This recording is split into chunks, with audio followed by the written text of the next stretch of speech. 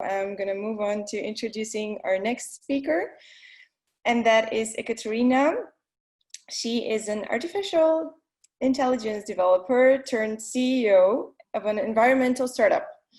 And previously, she has been running an AI consultancy agency and has had a health tech startup as well. And she is combining data science, machine learning, and business with an enormous passion in fighting climate change. Her startup, Nina Space, is using remote sensing and machine learning to fight global wildfires. She's mentoring at FemGems Club on social impact, hiring, product development, innovation, and more. And if you want to hear more about her story, because she's not been on FemGems podcast yet, now is the moment to do so. And I welcome her on stage. Over to you, Katja. Thank you so much. Hi, Dora. Thanks a lot for the introduction. And thanks for you, ladies and gentlemen, for being able to attend this event and to be willing to listen to some of us who have been trying and failing a couple of different things, and we're open to sharing our experience. So the beauty about all of the speakers today is that we do have very different backgrounds. At least my background, as you can hear, is quite different from our previous two speakers, but I completely agree with with what they said. So regardless of whether you're doing tech, whether you're opening a deli, whether you're running a restaurant, whether you're, I don't know, making something, building cars, the challenges that we have as entrepreneurs are all the same. And I mean, to me personally, this is amazing because I can speak to any other founder, regardless of their area, so that they can give me valid advice that I can apply to my business. So I want to start by telling you what I think entrepreneurship is and why this is the thing for me. We had already addressed it tonight that starting a business is something that some of us are comfortable doing and some of us are not. And it's important for you to know what is which field you want to play in. So for me, starting a business or being an entrepreneur is one of the most masochistic things that I have done in my life.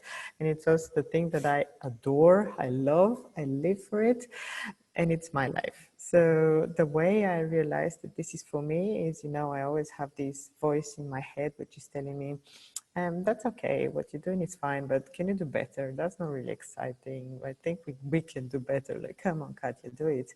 And as soon as I started businesses, and my first business failed, then I had this consulting agency, which you can never say if it fails or not, because you always have some clients coming in, but then I decided to close it. And now having a second business, it really is about, does it really make you happy? And yes, it does make me happy. So for me, it took me about 12 years after I graduated from high school to discover this thing that finally quiets the voice in my head, and it tells it, yeah, we have been in this position that we are now. Thank you very much. Go and bother someone else. Because we always have this, so Cynthia called it the devil, I call it the voice in our head. It's our consciousness or subconsciousness that is telling us all the feelings, as Alex said, is this thing that is internal to us that tells us whether we have made the right choice or not. Okay, so why masochistic? I don't want to scare you, but it's also being an entrepreneur is a difficult thing to do. Why? One of the reasons is because we were never really taught on how to do it. So my background is I come from mathematics, then computer science, then artificial intelligence. So I'm very logical, very organized. And then no one taught me how to do business. And at some point, I needed to do business, and I'm like, oh, okay, this is a completely uncharted territory. This isn't pleasant. This isn't comfortable. This I 100% don't know how to do at the moment. So I needed to learn, as we all need to learn. But in this case, the stakes are slightly different than, when we're writing our PhD thesis or when we are being an employee for a company, because at some point, you as a founder or me as a founder, I am the manager of a company. And when we speak about managing companies legally, is that I do have some legal responsibilities towards my company, towards my employees, and towards the government in the country I decided to start business in. And we cannot just escape these responsibilities. So as soon as you decide to start a business and incorporate your business, from you turn from a person who has paid their maybe social security into a person who has paid their social security and holds responsibility over the whole company towards different entities, with which until now we were kind of like, I know they're there, they exist. Um, so again, it's difficult or masochistic because sometimes you need to do difficult choices. I did have two co-founders, which last year decided that they really hated working together, and they decided that they're going to leave almost at the same time. But the problem is they decided they're going to leave and they're going to destroy what we've built. So I've passed through very difficult 6 months when I needed to find legal ways on telling bye to one of them and then bye to the second one. We had raised some money, which I returned. And at some point I was thinking, God, that's the end. I mean, it was really my dream.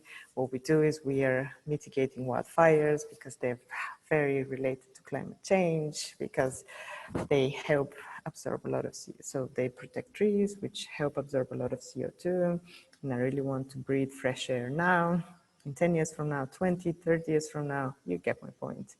And at some point I'm like, okay, I'm in the middle of a co-founder's problem, and these people are trying to ruin the possibility of a future to the human race I'm trying to give. That's not okay. We need to set aside our egos, which we did not manage to. But it taught me a lot about de-escalating conflicts, for example, which is something that I didn't know a lot before that as well.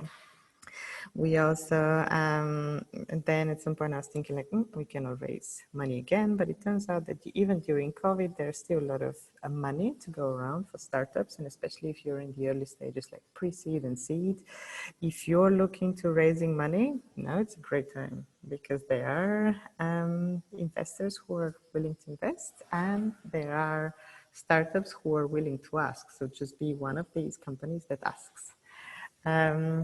Another thing is we did have to let go of a couple of our employees just before the pandemic.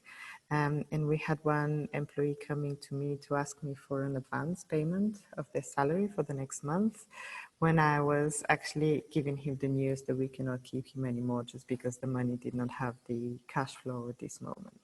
There was a human being to me as a human being. This was a very, very difficult situation I was put in, but since I'm the founder, I needed to take responsibility for this, and I needed to deliver the unpleasant news to the employee. Long story short, we managed to help him find another job, so he was not without any money during the lockdown. But you would be facing adversity whenever you decide to start a business, and that's okay.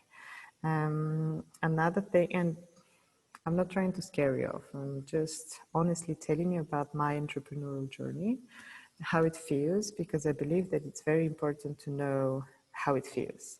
It might feel very unpleasant, it might feel stressful, but it's okay. And it's super important for you to know that other people feel the same way too. So before I jump in telling you the second part of the things I wanted to share is, I also want to tell you why I became a mentor at FemGems. So last year, as I told you, when I was partying with my two co-founders and returning the money that we had really, really, really worked hard to get, I was in a bad place. I was very anxious. Everything was very difficult. I was stressed because of work, because of my startup and my dream. And at some point, I just couldn't handle it anymore. So I needed to ask for help. I was forced to ask for help. And that help came from everywhere, from tons of different places, from people who were very experienced in areas that I had no idea I need to understand, to people who were really good friends of mine. And I realized how important it is to have someone to listen to you, to tell you, it's going to be okay. I've been through that before. So that someone gives you this drive and spark that now you're in part of, now you're in a low part of your journey, but you can overcome it, and you're going to overcome it because you cannot just keep going low and low and low and low. At some point you hit the, the bottom of that spiral, and then you spiral up. So as soon as I realized how important their help was, I decided that I want to help other people. And for me, being part of FemGems is a way to reach out to the people who I would never meet otherwise. And now I'm mentoring some ladies that I would have never been put in contact before. And I'm sure that I'm mentoring the people who really need help right now, and not maybe in the future, or I want to discuss a project that we ran 5 years ago that didn't go well. This is all fine, but it's amazing if we can manage to find the people who need the help right now and help them. And sometimes it's just a hug. And you can make people cry by just hugging them. Even though now it's coronavirus, do not hug that much. Just do it like this from a distance. Okay, I wanted to tell you one more thing, which I forgot about, what it was about. But again, I'm not trying to scare you off. It's amazing that you have decided to jumpstart your entrepreneurial journey. It's amazing that you have ideas, you want to develop your ideas. And I just remembered what I wanted to tell you.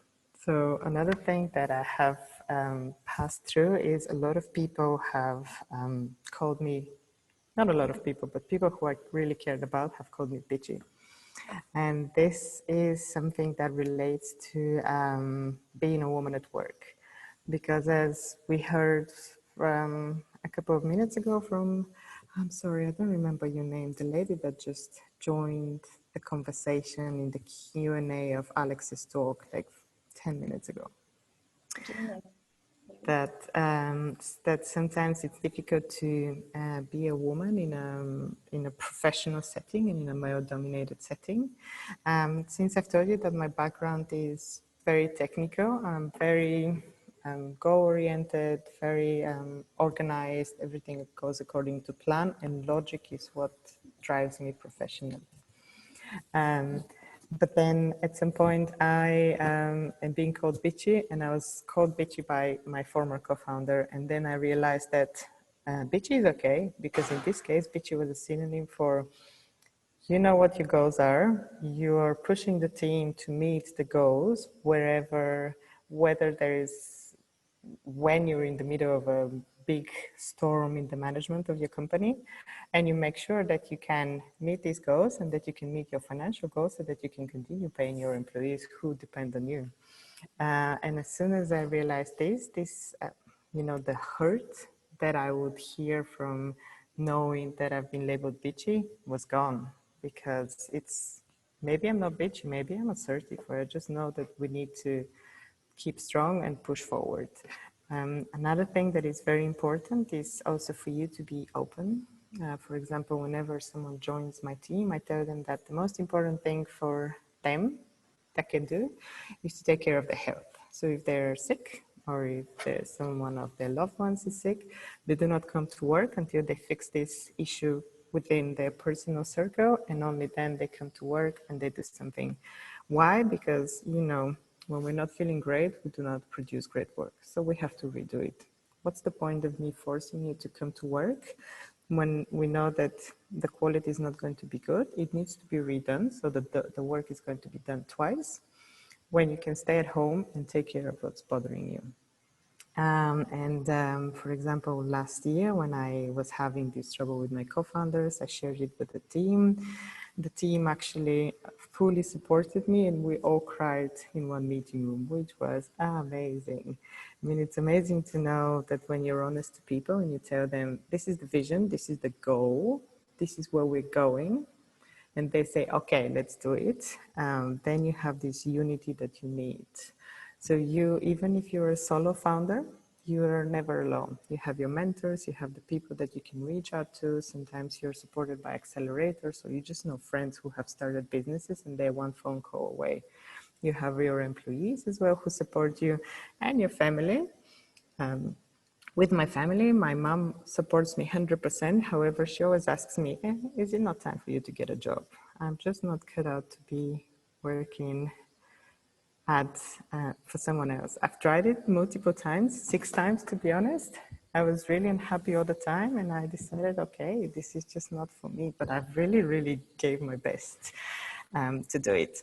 And now I think it's the end of my talk because I would like to keep it short. Otherwise, you see each of us can continue talking for forever.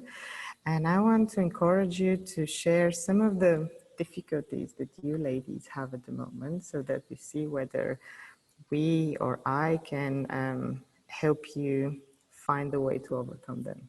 So if you are willing to become vulnerable and say, hey, this is my problem now, help me solve it, I would love to give it a go.